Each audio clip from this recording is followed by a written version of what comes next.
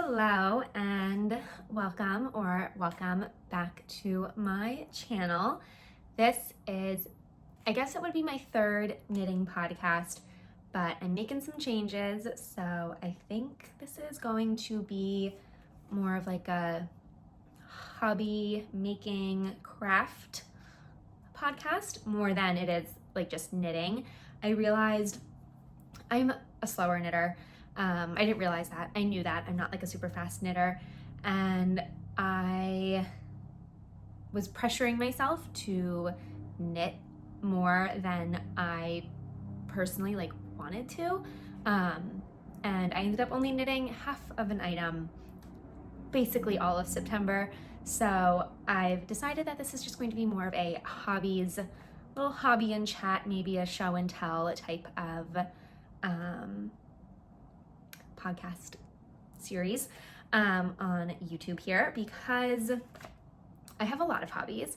I think my channel is called Allie in Stitches, so I do more than just knit. I like to knit, I like to quilt, I like to sew, and those are some things that have taken up more of my space and mental space and free time the past couple of weeks.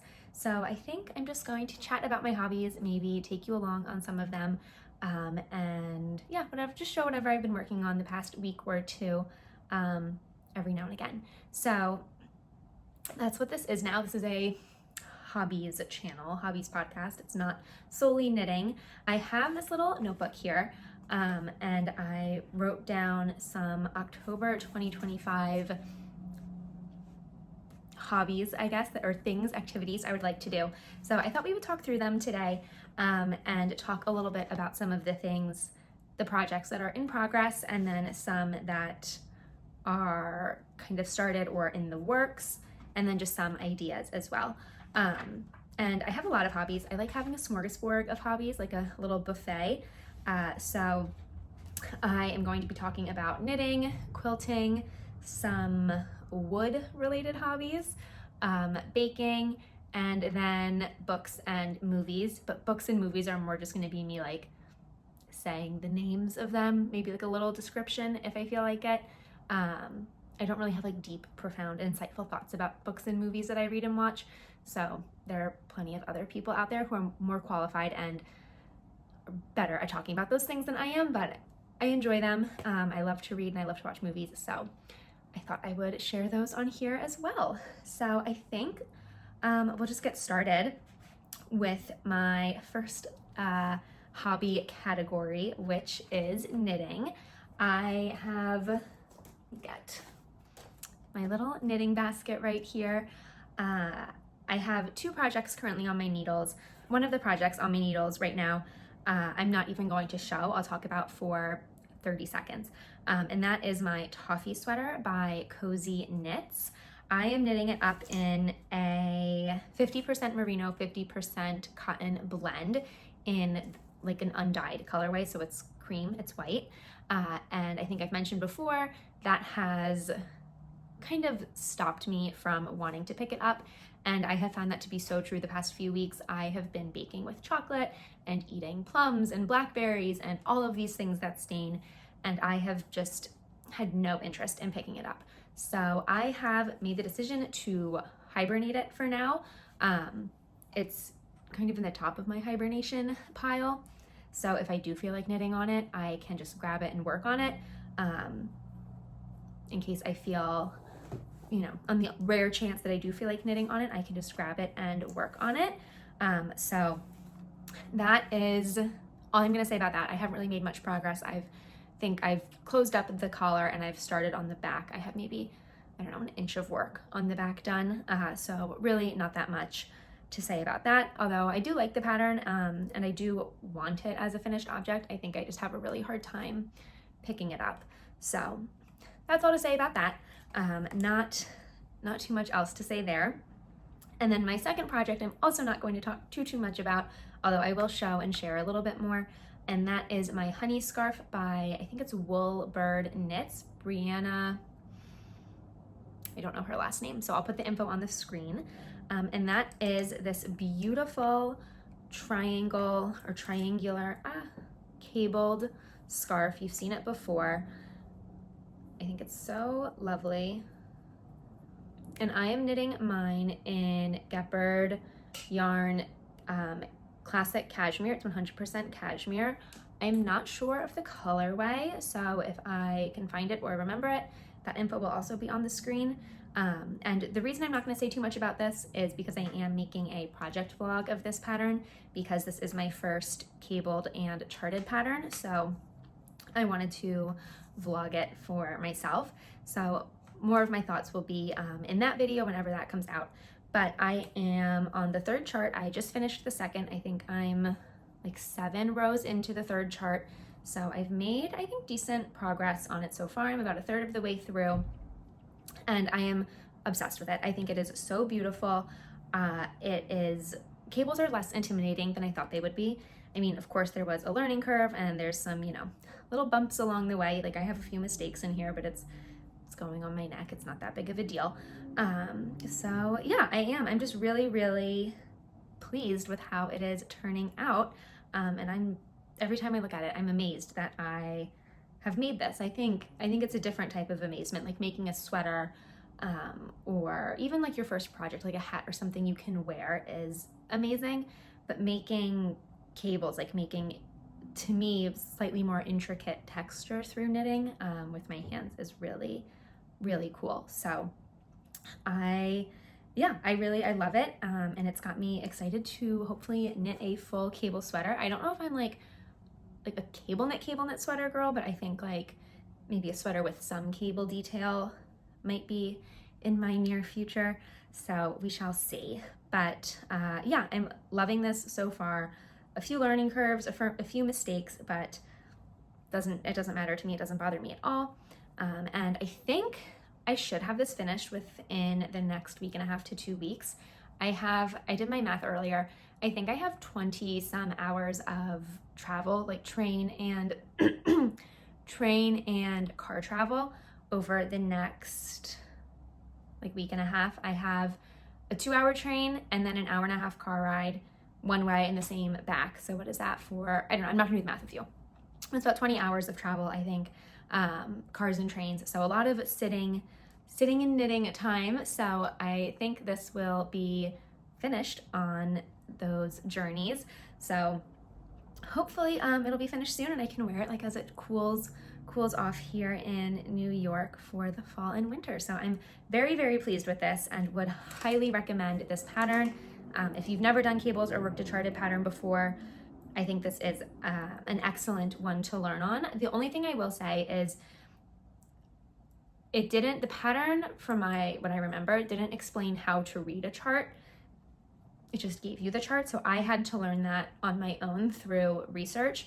At first I was reading it all left to right, just completely, like every row left to right. Okay, I start back again at the left to right, and it was not working out and I couldn't figure out why.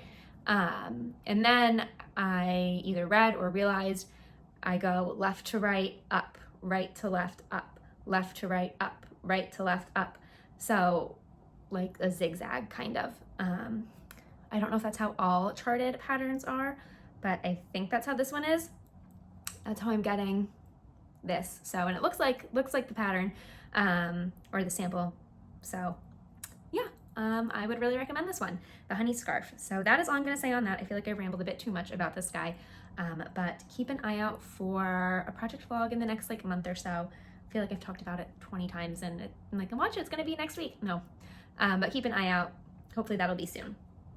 So that is it for knitting. I am not even going to think about what project I want to knit after I finish this scarf. I have actually have a lot of other non-knitting projects that I want to, loud car. I actually have a lot of other non-knitting projects that I want to work on, or hobbies I want to try before I cast something else on. But I do have a few Christmas gift knits I would like to make, so it'll probably be one of those. Or I have some brown tweed yarn. I don't think I've shown it before, that I've unraveled. Oh no, I did in my frog or finish video. It's like a brown tweed wool of the Andes from Knit Picks yarn. There's a cardigan I think I want to make with that yarn. I'm not totally sure, but not thinking too much about that right now. Other things to focus on. So that's it for knitting. I think the next thing I want to talk about is quilting, and I have 3 quilty projects, crafts, ideas, I guess. So the first one is one that I have talked about before here, which is my home street quilt by the Blanket Statement.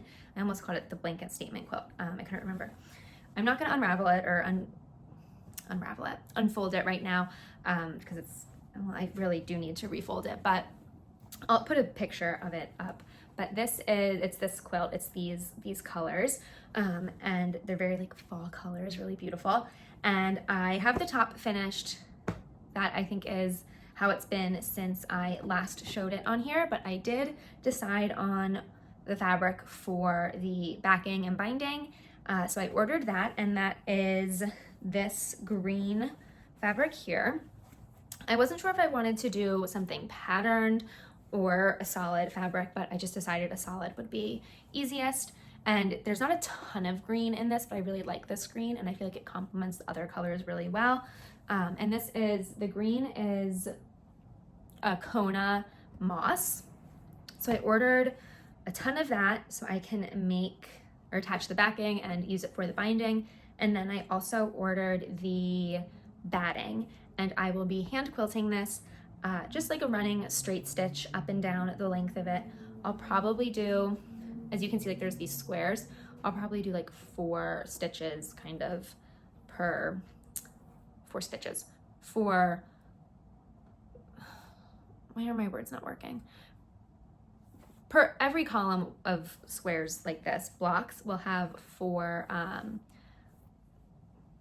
columns of stitches. I don't know what to call it, but I'll have that. So yes, I'll be hand quilting this when that arrives. And I think I mentioned it, I'm going to the beach this weekend for a wedding, and the following weekend I'll be up in Vermont for another wedding, and Jake and I are staying for a few days extra at my parents' house after the wedding, and I would love to finish this while there so I could leave it there, because it is just so fall. It's like just such fall colors. It would be beautiful with the foliage. It's when we're up there, I think it'll be peak or like just after peak, so I would love to take some pictures of it with the leaves as they change. And yeah, I don't know, I think it would be so nice. So that's a pretty lofty goal. We'll see if I even get close to doing that. I think though, even if I don't finish it, I will leave it up there because I'll be up there for Christmas. So this would be like a great project just to have up there to work on then. So yeah, not too much to update on this one, but that is my home street quilt. My next quilty or quilting related thing is more of a, I guess, technique. It is foundation paper piecing. I found this really cool foundation paper pieced Gothic alphabet pattern on Etsy, and I purchased it. And I really want to learn how to do foundation paper piecing, but I want to make a quilt with one of my favorite book quotes from a book on it, with this like block letter alphabet, and I want it to be for, not like a gift for my husband, I guess a gift for both of us for our 2nd wedding anniversary, which is in March. The traditional gift for your 2nd wedding anniversary is cotton, so I thought that would be really fun to give him like a quilt, give us a quilt, a cotton quilt that I made kind of in honor and celebration of our 2nd wedding anniversary. So I might do that, but first step is just to learn foundation paper piecing.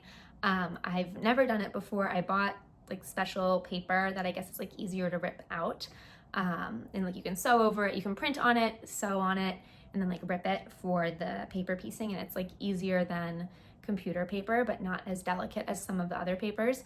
So I bought special paper. I have the pattern, I have a few letters printed. I think I'm just going to start by making a small banner pendant type of thing, just of my name, and just I'll see how that goes.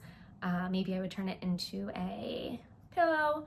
I don't know. So just to learn. And then once I have a better grasp on the technique and how it works, then I would make or start on my quote quilt. So we'll see how that goes. Haven't really started anything yet. That's probably going to be like a late October project. My main quilt priority is my home street quilt. So once that is complete, that is the next big quilt project. But I do have, I guess it's kind of quilty. I'm not totally sure if it's quilty or not. And that is this French quilting technique that I heard of a couple of years ago called boutie. And basically what it is 2 pieces of fabric just sewn together, like you stitch up these different motifs, and then you fill it with some cotton thread or cord, so it's like raised. I think it's pretty similar to trapunto. I actually don't know the difference between the two. But anyways, last night at like 9 o'clock at night, I was like, I need to make this. And I realized I had a bunch of materials that would work to make my first attempt. I don't have like the correct materials per se, but I had materials that like would work. So I had white quilting cotton, I had white 50 weight thread for the machine, and I had online it said to use like a cotton thread. So I have this like white cotton embroidery floss. So I'll be using that to stuff the channels, I guess. But I started it last night. We're gonna see how it goes. Again, this is just like a little fun test project, and I don't know if it's gonna show up. I drew an acorn and an oak leaf, and I started stitching. I've stitched here along, you can't really see, can you?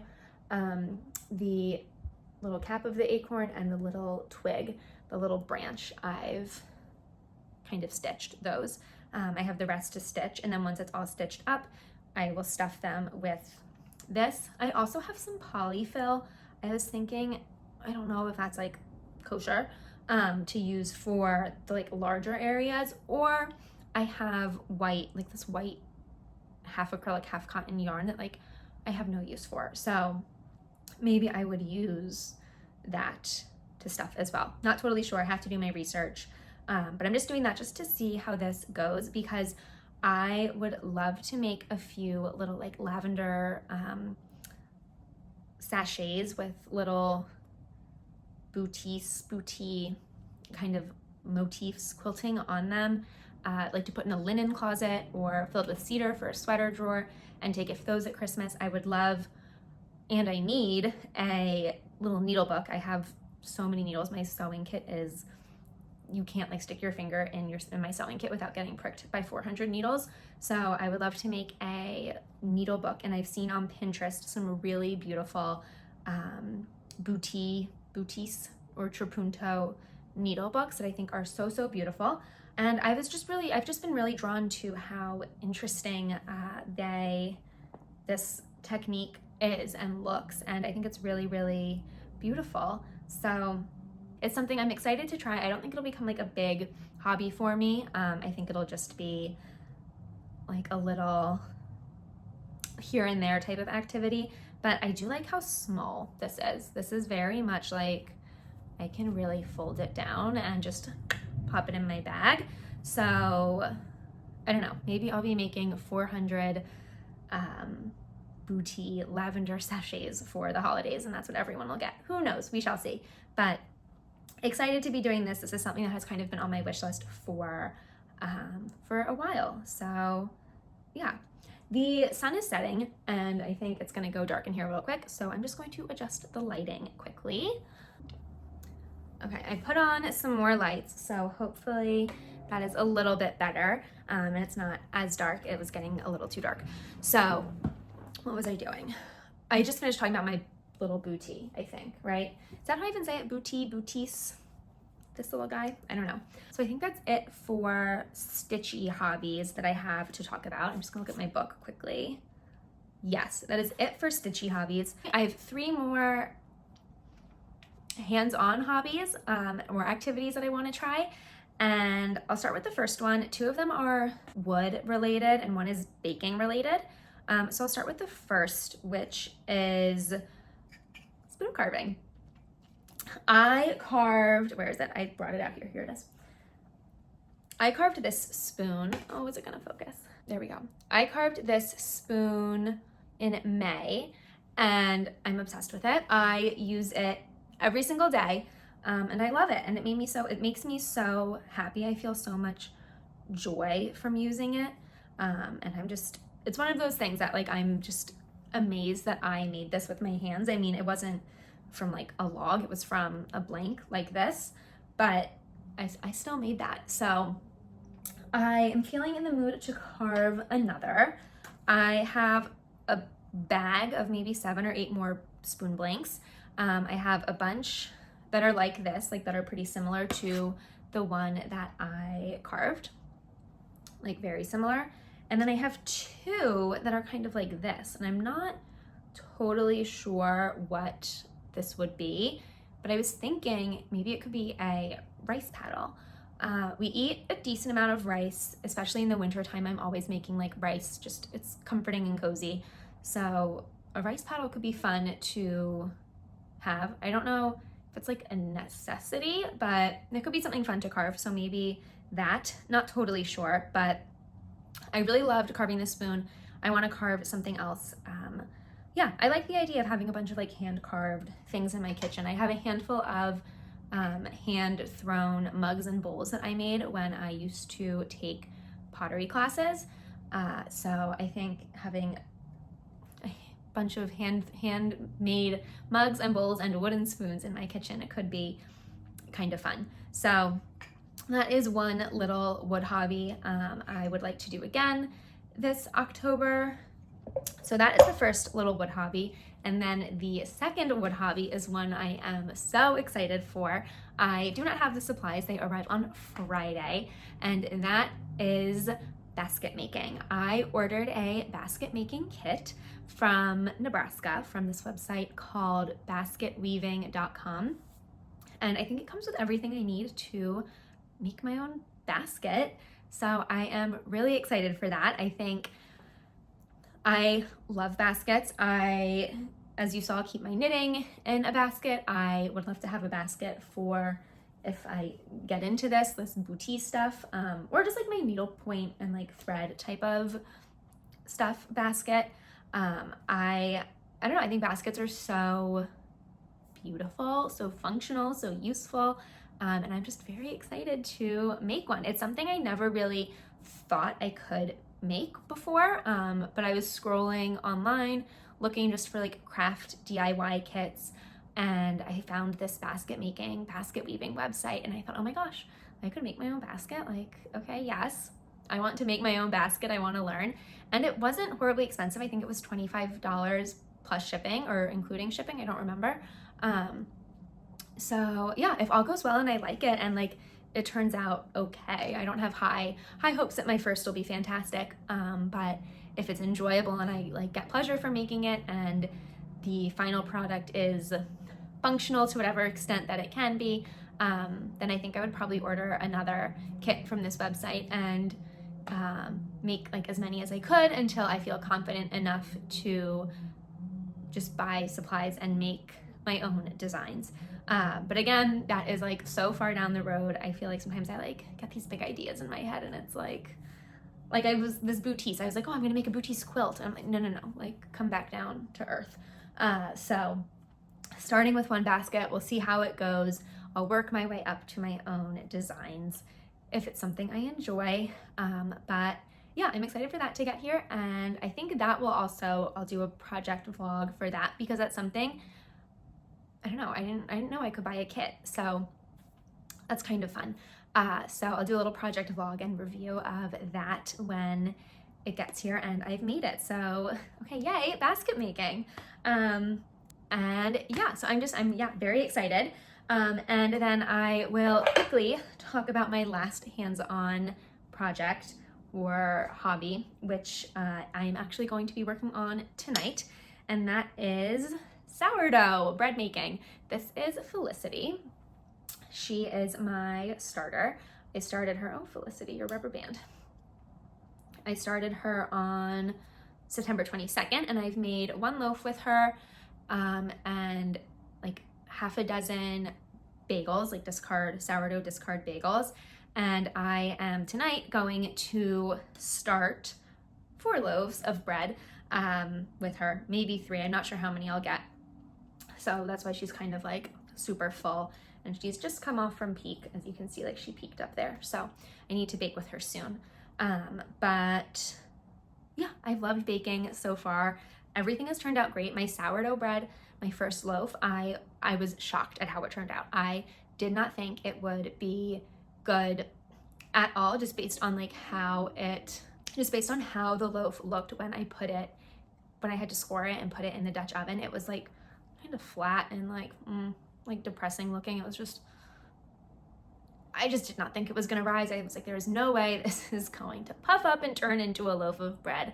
And to my surprise, it did. I was gobsmacked.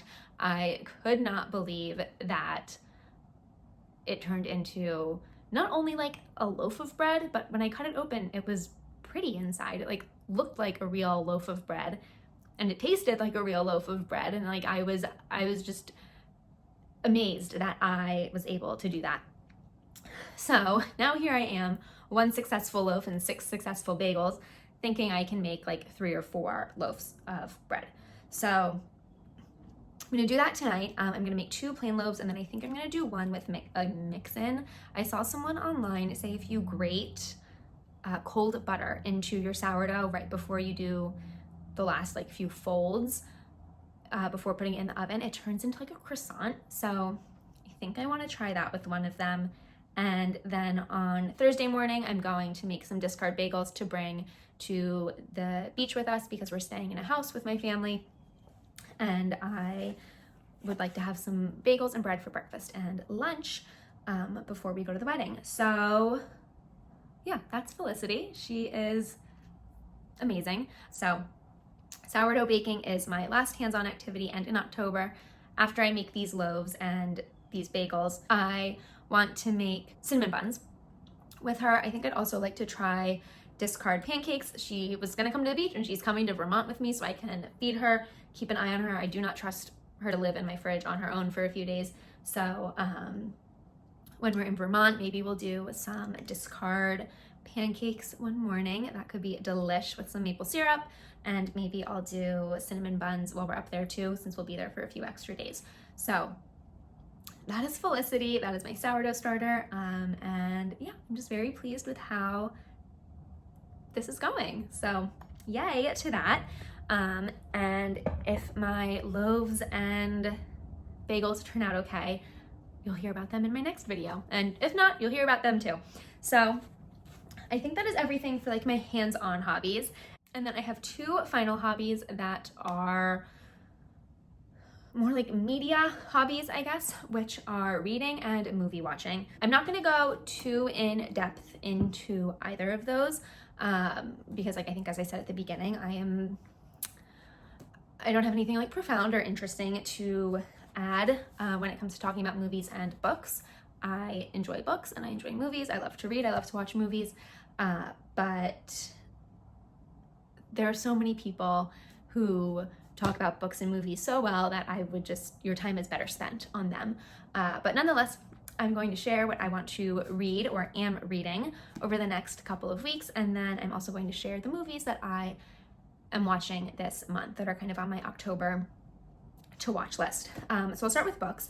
The first book, which I'm also currently reading right now, is The Mad Woman of Paris by Jennifer Cody Epstein. And this is about this is like a historical fiction novel. It is inspired by true events, and it takes place in Paris at like a psychiatric facility called, I'm not gonna say it right, Salpêtrière, the Salpêtrière Asylum in Paris. So this book follows Laure, who is a patient, or was a patient at the hospital, who is now an attendant working there. And she makes friends with a recently admitted woman called Josephine.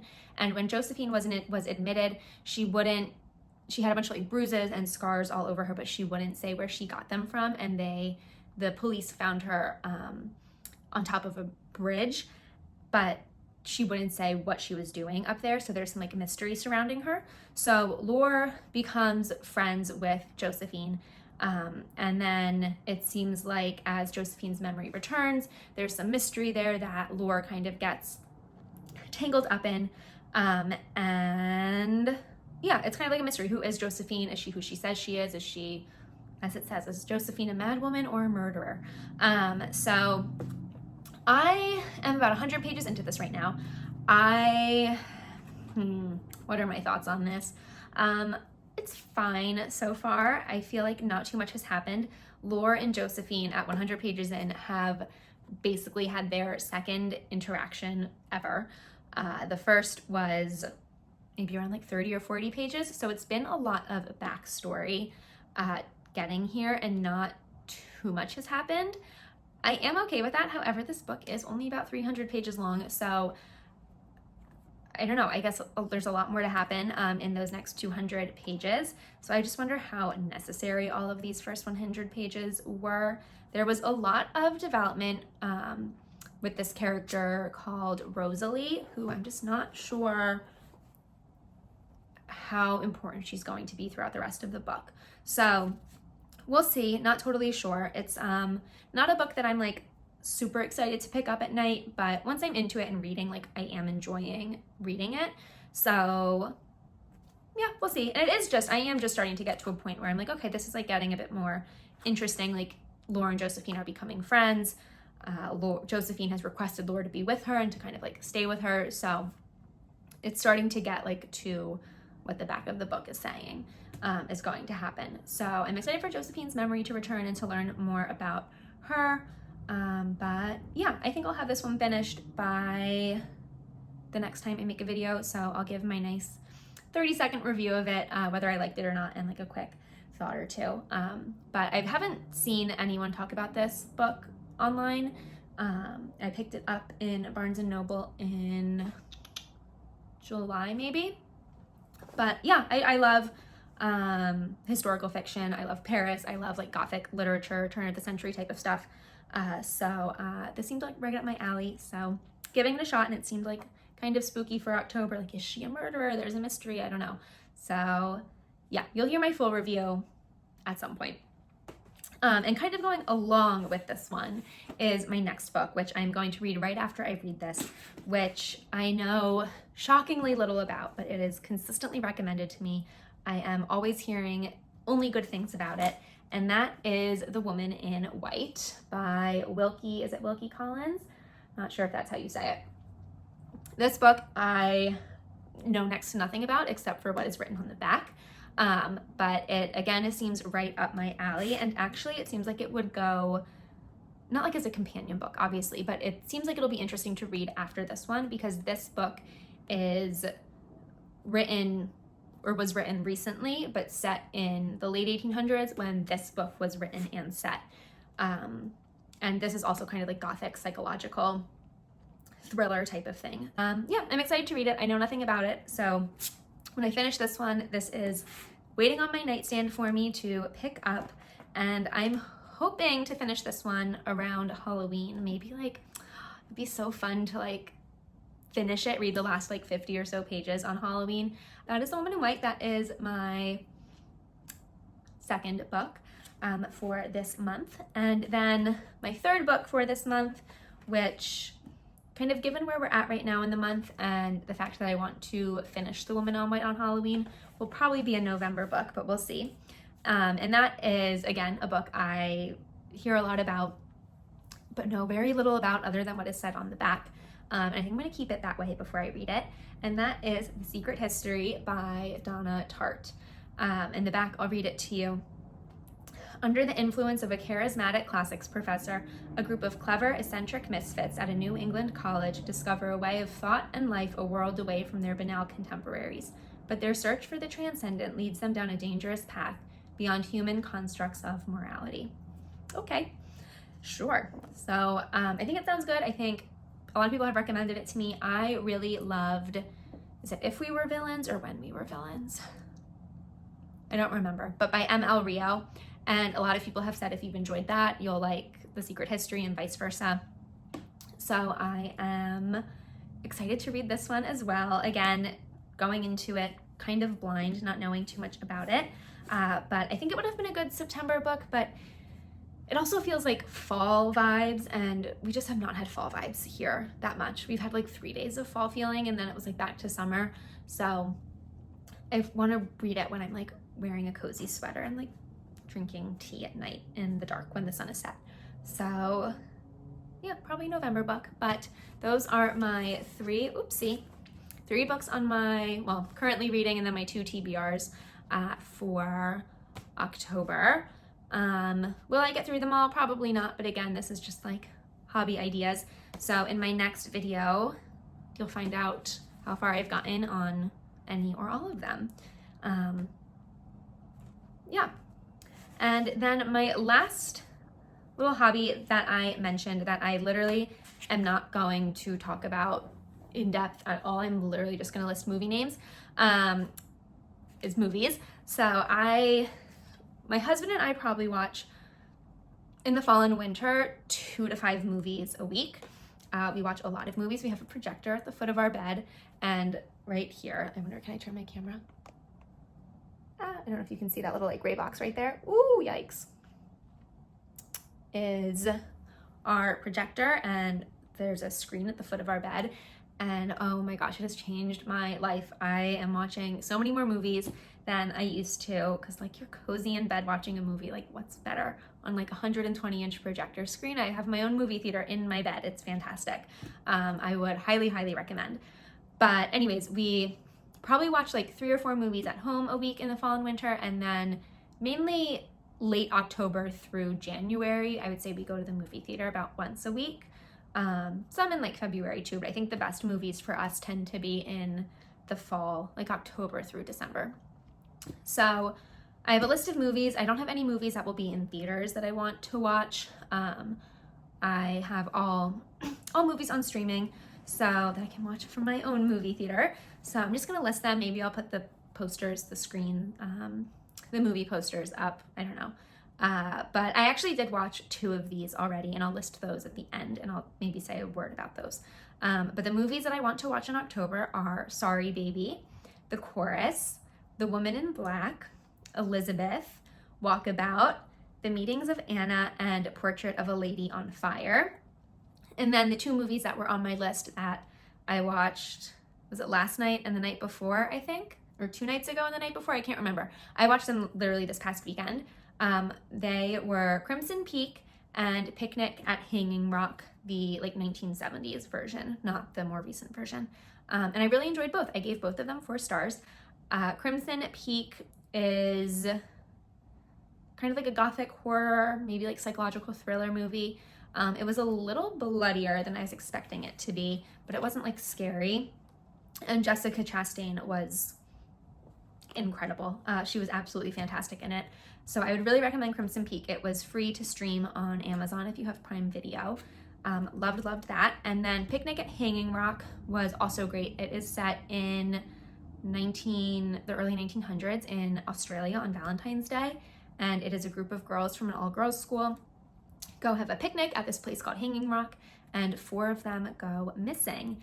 And it's got this like kind of atmospheric, very like eerie vibe to it. It's definitely more of like an aesthetics watch. Although like I found the plot to be interesting, but I really liked I loved the aesthetics of both of them actually. But yeah, Picnic at Hanging Rock was more like for the mood. So liked both of them. I would recommend both of them. I think I gave them both 4 out of 5 stars on Letterboxd. So yes, I would recommend them both. I've said that 400 times now. So those are my movies for October. So I think that is everything. And those are all of my hobbies for October, or activities that I would like to do. Again, obviously not going to get to all of them, just things I want to work on. And I think my next video will be more of an update on how these hobbies are going, kind of my progress I'm making on all of them, rather than like adding new things to my list. But once I check a decent amount off, things will be added. So once I finish my honey scarf, I'll decide what my next knitting project will be, and I will talk about that when I finish the honey scarf, or once I finish my books, I'll talk about what the next like 2 or 3 books on my list are. So it'll kind of be like check in with like new things added if I finish things. But if I don't finish anything, it'll just be a check-in and nothing new. So yeah, I think that that's it. So I hope you enjoyed this, and thank you so much for watching. I would love to hear what hobbies you are doing or working on or enjoying this month. And I'm always taking recommendations for new hobbies and activities to try. I do have a long list. Loom weaving is top of my list. That is something I am asking for Christmas. So I would love to know if, you have any fun hobbies you think I would like based on what I've spoken about today. And I hope you have a wonderful rest of your week. Bye.